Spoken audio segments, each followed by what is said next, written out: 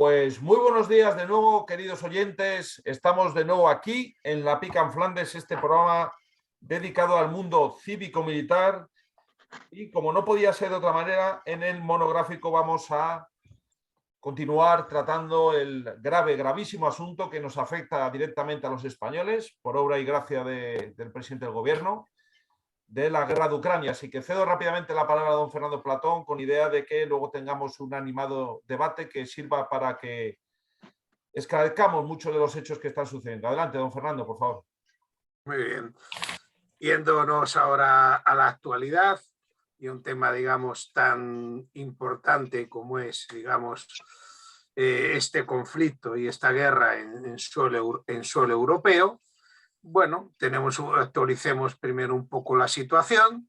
Ha habido todo un cambio de objetivos por parte de Rusia en su invasión de Ucrania respecto a los ambiciosos objetivos iniciales, lo cual indudablemente demuestra primero un importante fallo de inteligencia por parte, digamos, del ejército ruso. Inteligencia que no sabemos si el fallo estará bien un poco en las fuentes de inteligencia o a veces en querer escuchar lo que se quiere oír. Pero, digamos,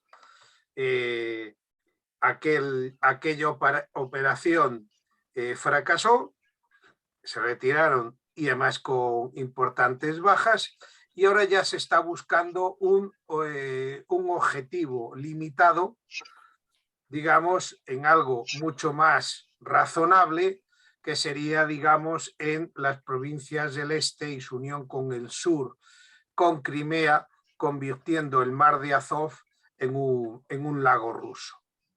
Bien. Ahora bien, continúan, digamos, las dificultades y lentitud de la progresión rusa, incluso con este objetivo limitado. Las noticias que nos van brindando, digamos, todos los días son casi de apenas variación del frente.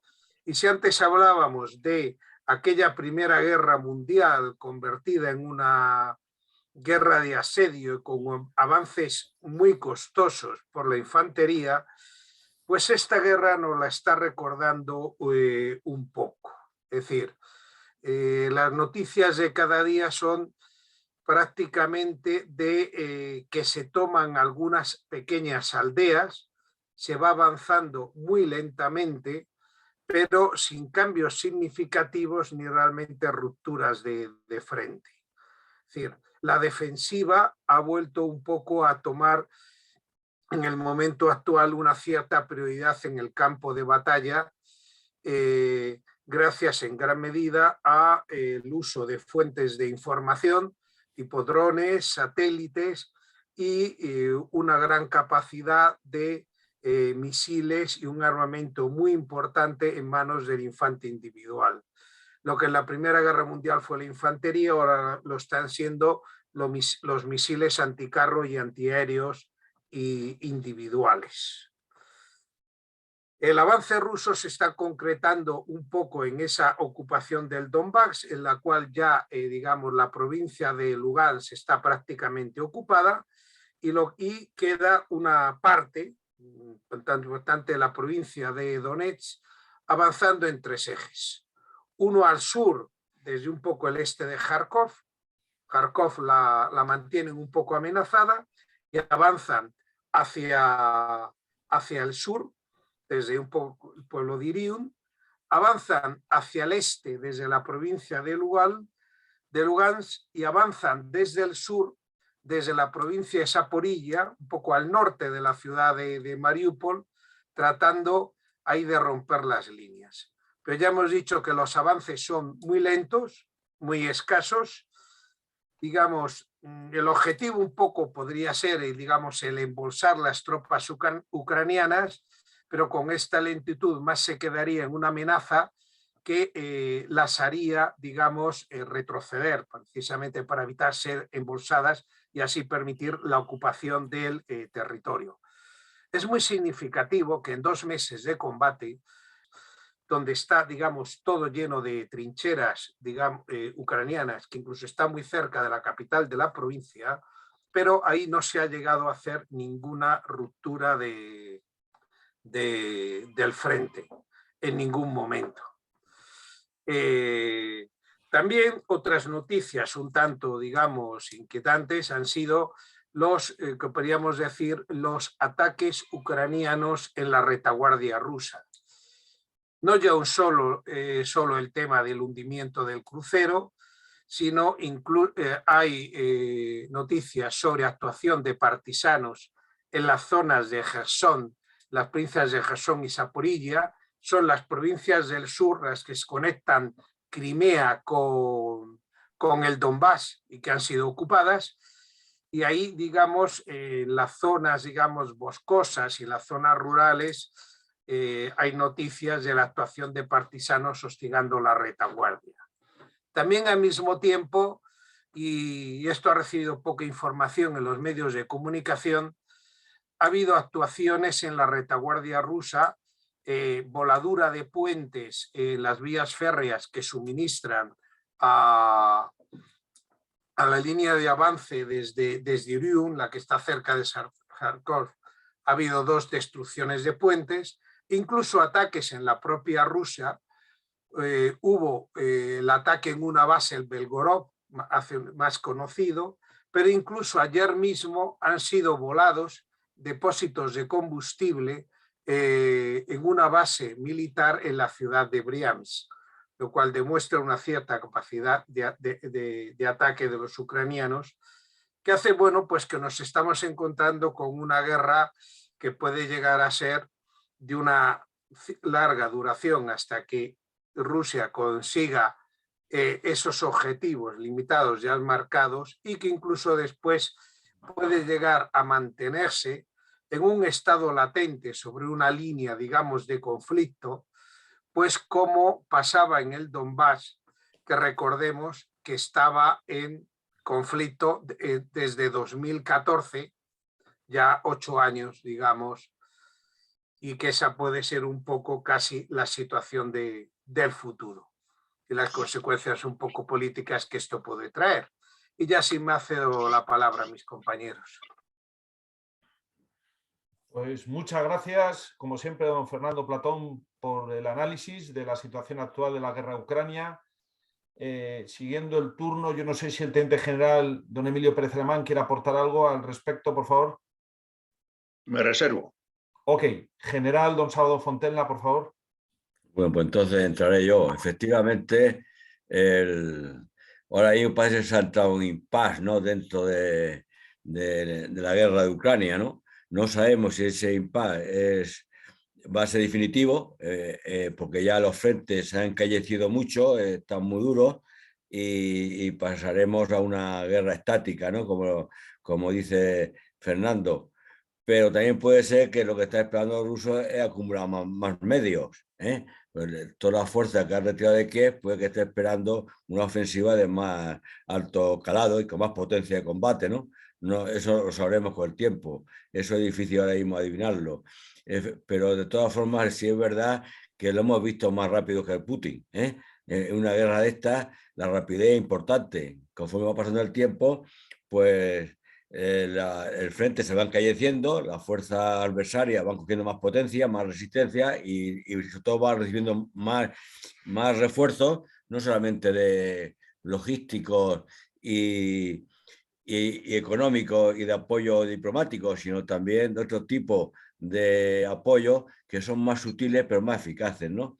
Y me estoy hablando de la información, de la inteligencia que están proporcionando la OTAN o los americanos a Ucrania en cosas de guerra electrónica y de inteligencia, ¿no?, con los satélites e interferencia de los sistemas rusos. Se me hace muy extraño que Ucrania tenga capacidad para haber localizado el barco insignia de la flota rusa en el Mar Negro, y que tenga esa capacidad de localizarlo, de adquirir el objetivo de interferir la guerra electrónica de defensa de la flota rusa y de impactar sobre ese barco. Yo creo que ahí alguien la ha apoyado a Ucrania, ¿no? En la gestión de objetivos y la interferencia de los sistemas de defensa rusos, ¿no? Yo creo que eso... Y después también, pues las bajas rusas pues son muy importantes, ¿no? Aunque estén exageradas, pero ya se están haciendo referencia de fuentes más neutrales que son muy importantes para los días que llevan de combate, sin conocer todavía la que tengan los ucranianos, que no tenemos información, pero seguramente sean mucho mayores, ¿no? Pero sí es cierto que hasta ahora el que ha atacado y el que ha conseguido una ocupación territorial más o menos ambiciosa según los planes iniciales es Rusia, y que eso es difícil que ya lo suelte, ¿no? Aunque sea después de una guerra crónica, nada más. Muchísimas gracias, mi general, por sus comentarios siempre acertados. Cedo la palabra al coronel don César Collins. Mi coronel, conecte el micrófono, por favor.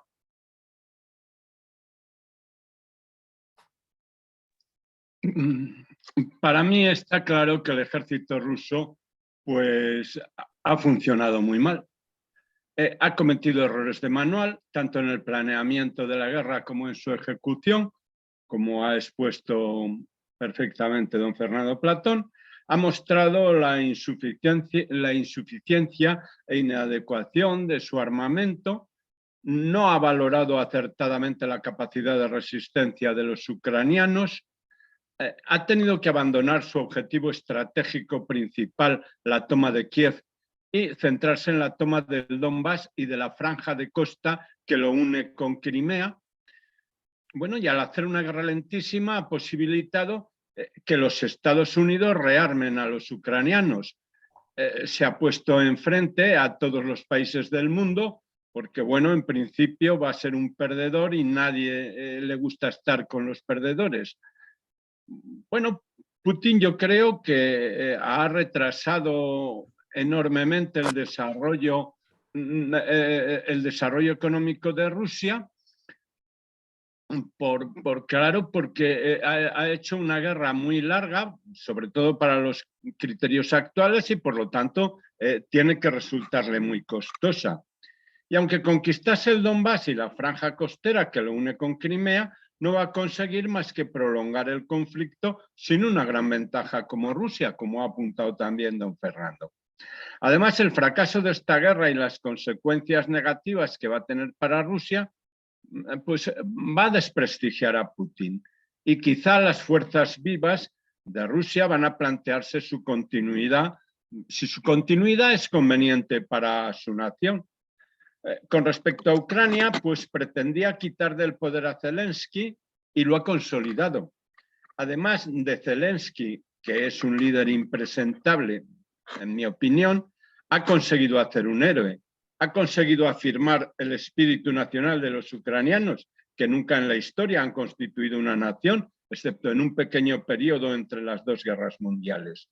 Ha conseguido revitalizar la OTAN y propiciar que pidan su ingreso en ella naciones antes neutrales como Suiza y Finlandia. Sobre todo Finlandia, que perteneció al Imperio ruso antes de la Primera Guerra Mundial y que podía despertar las apetencias de Putin. En fin, esta guerra absurda va a causar ciertas carencias y malestar económico en varias naciones europeas. Pero esto va a ser transitorio y yo creo que va a tener un efecto beneficioso, que es la salida del poder de Vladimir Putin. Quizá incluso de una forma definitiva con lo que significa esto en Rusia. Y por otro lado, va a reforzar el liderazgo mundial de los Estados Unidos. En España, la Rusia de Putin ha tenido sus partidarios en zonas muy distantes del espectro político, en algunos casos como Defensor Fidei, sin calar que es un político oportunista que por supuesto no cree en nada excepto en sí mismo. Y si ha favorecido a la religión ortodoxa, ha sido como componente del nacionalismo ruso. En ningún momento, creo yo, por su contenido puramente espiritual. Bueno, esto es lo que tenía que decir sobre la guerra de Ucrania hoy.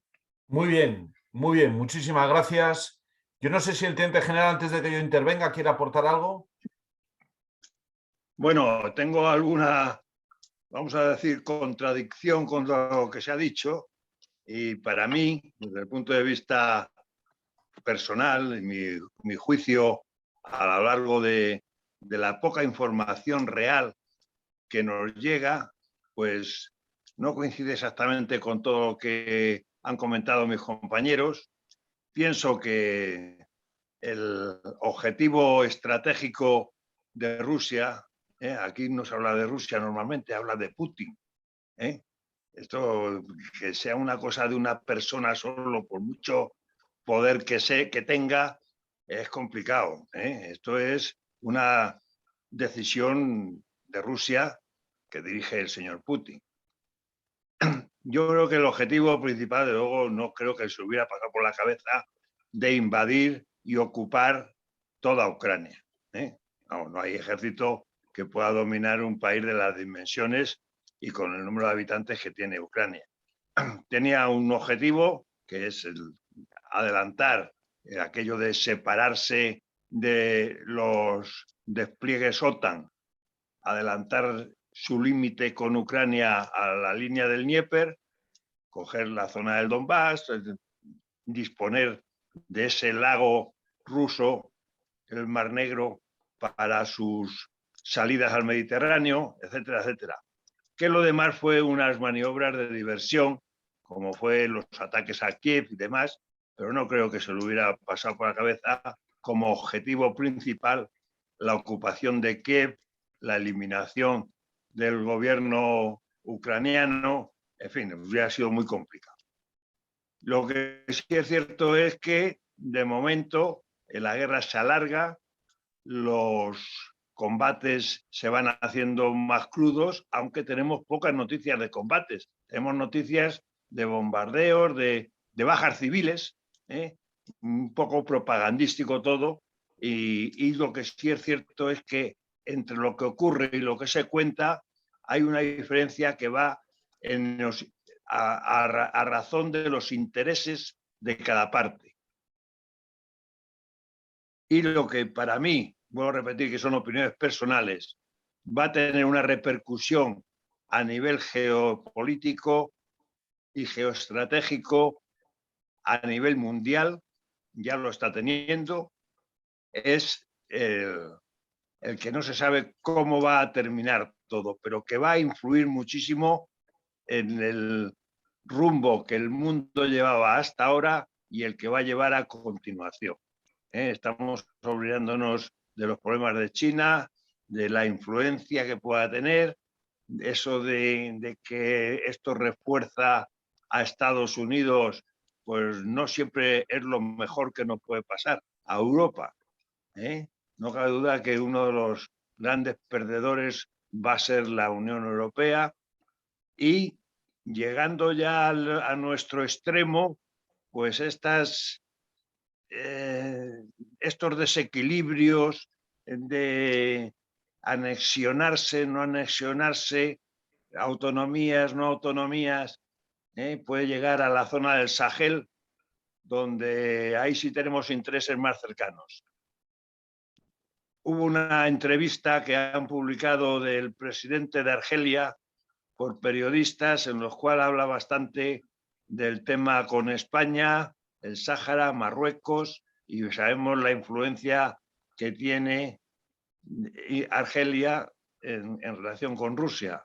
En fin, que las cosas, desde luego, parece que es una cosa ahí aislada, con un teatro de operaciones en Ucrania, pero va a tener, desde mi punto de vista, una importancia de relaciones, y insisto, como el primer día que hablamos del tema, de un carácter geoestratégico, pero sobre todo económico. Y en eso tenemos que estar pendientes, porque nos va a influir de una forma determinante nuestra forma de vida en un futuro inmediato. Nada más.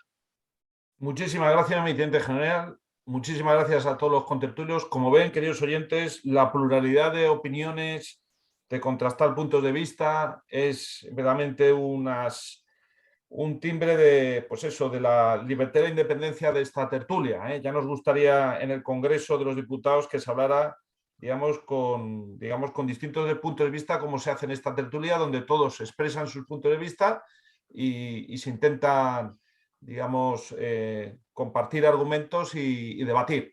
Ya si me lo permiten, yo para acabar, digamos, este monográfico, me gustaría destacar algunos aspectos relacionados, pues, con los riesgos que corre España con respecto a la cada vez mayor implicación personal, personalmente por parte del presidente del gobierno, que de forma, digamos, a título personal nos está, yo creo que arrastrando una situación que realmente nos compromete, sabiendo, como bien ha dicho yo creo el teniente general, los riesgos estratégicos de España están más bien hacia el sur, con independencia de los que pueda haber en el norte, pero el sur realmente nos preocupa mucho. Marruecos, el Sáhara, Canarias, el Sahel, es ahí donde está el polvorín, ¿no? Esta semana han salido, este fin de semana, un artículo muy bueno en La Razón que ha insistido precisamente en el riesgo que supone para España la presencia de submarinos nucleares en la colonia Gibraltar. Afortunadamente han salido ya, pero que sepamos, el inglés ha cargado misiles no nucleares, pero sí misiles balísticos Tomahawks, lo cual, quieran que no, compromete la zona del campo de Gibraltar, y nos pone en la diana. Y por otro lado, esta visita del presidente del gobierno de España, como, bueno, pues como han hecho otros dignatarios, a Kiev, a reunirse con Zelensky, y esa promesa de seguir suministrando armas. De hecho, ya hay fotos con munición española que han cogido los rusos a prisioneros ucranianos. Yo creo que, digamos, desde un punto de vista de la legislación nacional e internacional, esa implicación de España no está siguiendo los cauces legales establecidos.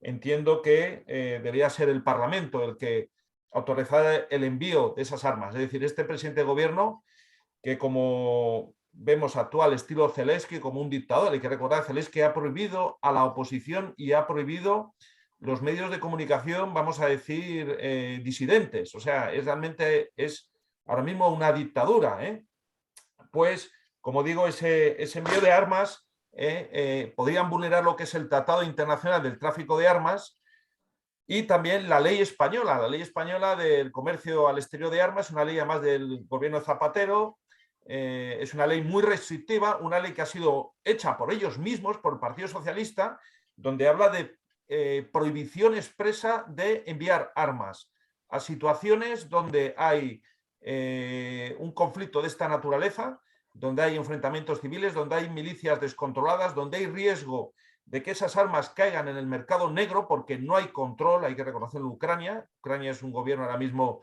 totalmente descentralizado por milicias y por oligarcas del ejército ucraniano. Y luego también la ley española dice que no se... y luego también el Tratado Internacional habla de prohibición de venta de armas a estados que no respetan los convenios de Ginebra del año 1949. Hemos visto en televisión cómo las milicias ucranianas han asesinado a prisioneros rusos, los han torturado y los han maltratado. Entonces, ese tipo de actividades, de comportamientos por este presidente del gobierno, que no se encomienda a nadie, sino que actúa, yo creo que nos compromete y muy seriamente. Yo no sé si el presidente del gobierno puede ser un reo de un presunto delito de tráfico ilegal de armas, pero, digamos, eso está muy regulado por la ley y yo creo que se están saltando todos los procedimientos. De hecho, yo por la ley, a título particular, por la ley de transparencia, he pedido esos informes porque todo tráfico de armas a un lugar en conflicto tiene que ir acompañado de unos informes que precisamente hablan del riesgo que supone para España, digamos, este tipo de prácticas. Y ya simplemente, para acabar, me gustaría comentar a los oyentes lo que establece el Código Penal español con respecto a los delitos que, esto viene en el capítulo 2, delitos que comprometen la paz o la independencia del Estado español. Por ejemplo, el artículo 589 del Código Penal español dice: el que publicar o ejecutar en España cualquier orden, disposición o documento de un gobierno extranjero que atente contra la independencia o seguridad del Estado, se oponga a la observancia de sus leyes o provoque su incumplimiento, sea castigado con la pena de prisión de 1 a 3 años. El artículo 590 dice: el que con actos ilegales o que no estén debidamente autorizados provocare o diere motivo a una declaración de guerra contra España por parte de otra potencia o expusiera a los españoles a experimentar vejaciones o represalias en sus personas o en sus bienes, será castigado con la pena de prisión de 8 a 15 años. Yo creo que el artículo 592 será castigado la pena de prisión de 4 a 8 años los que con el fin de perjudicar la autoridad del Estado, comprometer la dignidad o los intereses vitales de España mantuvieran inteligencia o relación de cualquier género con gobiernos extranjeros. Bueno, realmente aquí volvemos a lo mismo. Está comprometida la seguridad nacional de España.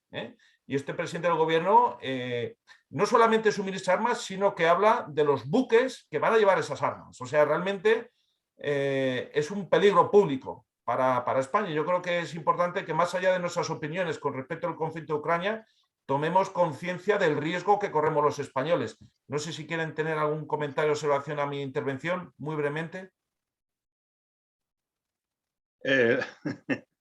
Las comparaciones son odiosas, pero al final Al Capone lo metieron en la cárcel por el fisco, siendo el padrino. Pero bueno, sí. aquí acabaremos también igual. Pues sí, realmente sí. Acabaremos igual aquí también. Exactamente. Pues muy bien, queridos oyentes, por favor tomen nota, magnífica tertulia, y como siempre seguiremos todas las semanas abordando el tema del conflicto de Ucrania, pues desde luego marca el devenir y la seguridad de España. Muchísimas gracias y muy buenos días a todos.